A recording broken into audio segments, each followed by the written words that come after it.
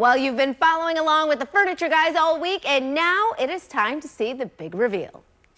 We got our door stripped, we got our door sanded, and we got our door with the first coat of shellac. Now, I've just What now, Professor? I've sanded down the first coat, which is literally a wash coat, with using some 320 paper. It's silicon carbide paper, and I've sanded that. Now I'm going to put a second coat on, but I'm going to increase the level of the shellac right from the can. Yeah, remember we diluted it with denatured alcohol. Now it's going to be a little stronger. It'll actually leave behind a thicker coat. So I just brush this on around in here, and here, and down here.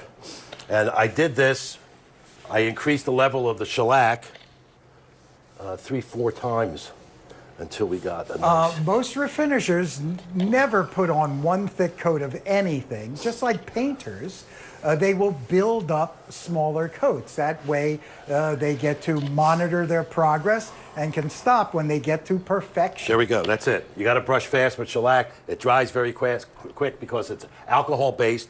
And now comes the final rub out.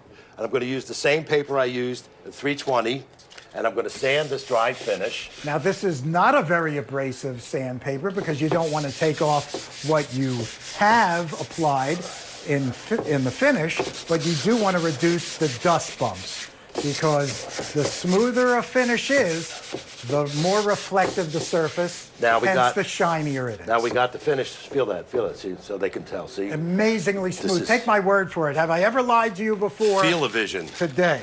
I'm going to take a pad of steel wool. This is 4-0 steel wool, super fine. This is a very, very non-abrasive steel wool. And I'm going to rub. Just very light abrasion. Oh my God, they're coming after us. We're going to rub this. I knew I should have taken my meds. And I'm going to hold it up like this, because that's how I'm comfortable doing it. That's a beautiful door, you know, the pinstriping and with the black in it, which is cherry, commonly referred to as ebonizing. Anything made black on a lighter piece of wood, they take its name from ebony, even though it wasn't actually ebony wood.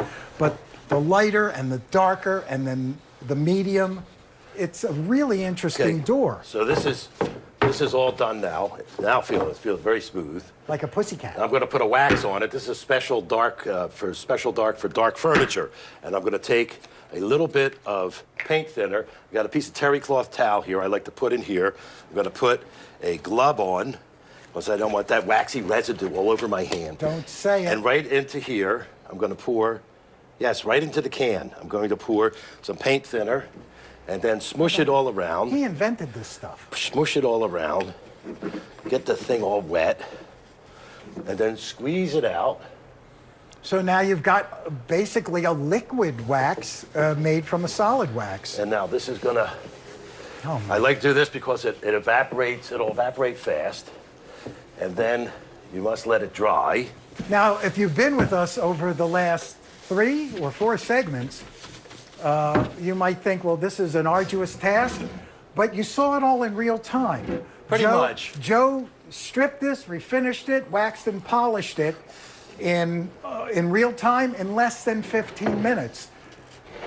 But I've been doing it for 48 years, so... Yeah, but even if you people just watched us do it, you could probably do it in maybe twice that amount of time, which isn't a whole big chunk out of your day. The important thing to remember is assess what is on the piece that you found at the flea market or the yard sale, and if it's got old paint on it, there are different methods to strip with old paint.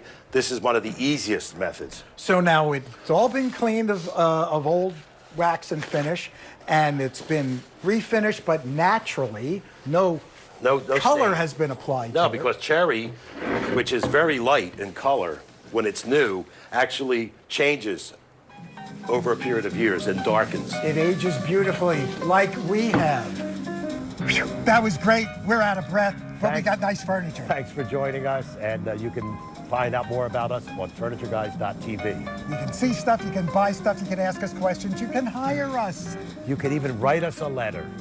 What's a letter? I'm Ed Feldman. I'm Joe Lorario. Be nice to your furniture. It looks great. So you can find all kinds of DIY projects at FurnitureGuys.tv. We'll be right back with more Midday Maryland right after this. Stay tuned.